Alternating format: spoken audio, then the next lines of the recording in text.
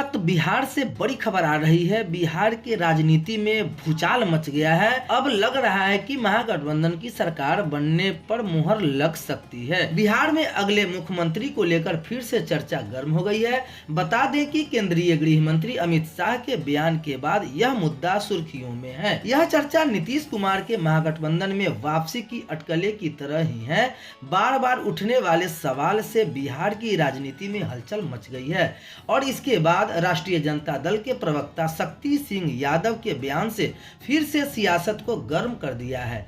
क्या है वह बयान जिसमें बिहार में जेडीयू राजद के साथ आने की बात पर मुहर लग गई है, आगे आपको इस वीडियो में बताएंगे। नीतीश कुमार जब भी अपनी राजनीतिक योजनाओं पर बोलते हैं तब महागठबंधन में वापसी के लिए तेज हो जाती है। यह चर्चा अब एक बार फिर से शुरू हो गई है और इस बार यह चर्चा अमित शाह के बयान के बाद शुरू हुई है। इससे बिहार में अगले मुख्यमंत्री के बारे में कई तरह की बातें होने लगी है। राजनेताओं के बयानों से यह मामला और ज्यादा दिलचस्प हो गया है।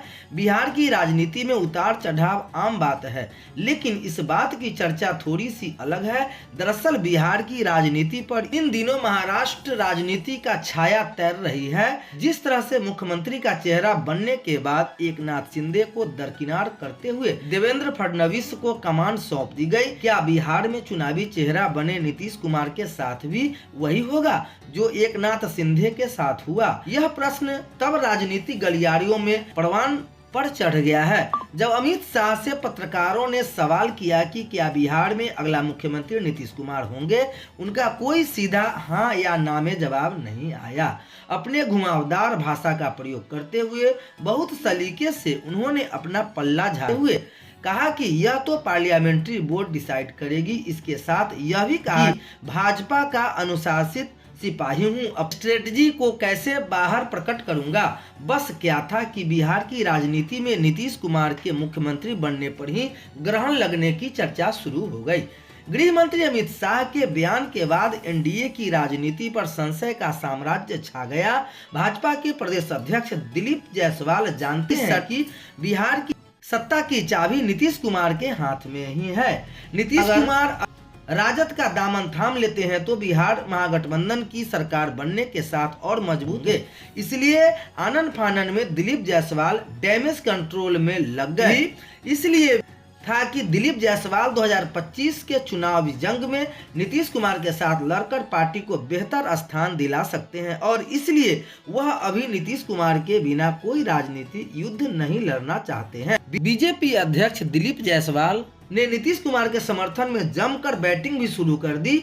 उन्होंने कहा कि बिहार बीजेपी के अध्यक्ष के नाते इतना तो कह सकता हूं कि हमें 2025 में नीतीश कुमार को नेता मानकर एनडीए की जीत के लिए काम करने के निर्देश दिए गए।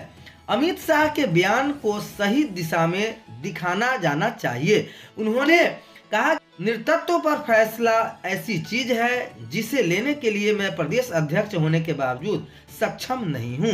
पार्टी का संविधान है और इसका अमित शाह जैसे शीर्ष नेता भी पालन करते हैं और इसलिए उन्होंने ऐसे मुद्दों पर टिप्पणी नहीं की। दरअसल बिहार बीजेपी अध्यक्ष दिलीप जायसवाल ने 2015 विधानसभा चुनाव देखा हुआ है कि किस तरह से जीती हुई बाजी हार गई। आरएसएस प्रमुख मोहन भागवत के आरक्षण वाले बयान को लेकर राजद और जेडीयू के नेताओं ने इस आरक्षण खत्म करने की साजिश करार दिया था। लाखों कोशिश के बावजूद बिहार की जनता ने महागठबंधन पर भरोसा जताया। बताते चले कि इस बार बिहार में फिर से अगले साल विधानसभा चुनाव होने हैं और इसलिए चुनाव को लेकर बिहार बीजेपी अध्यक्ष दिलीप जायसवाल ने बड़ा बयान देकर संशय खत्म करने की कोशिश की और उन्होंने कहा कि एनडीए राज्य में 2025 का विधानसभा चुनाव सीएम नीतीश कुमार की नेतृत्व में ही लड़ा जाएगा।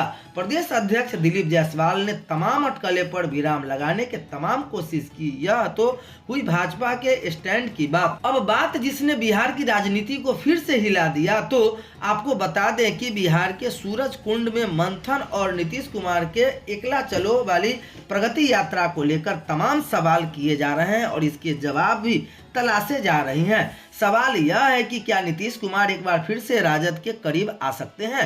इन्हीं सवालों के बीच राजद नेता और कार्यकर्ता पटना में जुटे हैं और मंथन किया कि सियासी हलचलों में चर्चा गर्म हो गई है। क्या एनडीए से नीतीश कुमार का मोह भंग हो जा रहा है? क्या नीतीश कुमार का समाजवाद फिर जाग उठेगा और फिर अपने लालू यादव को वह पुराना मित्र बताने लगेंगे?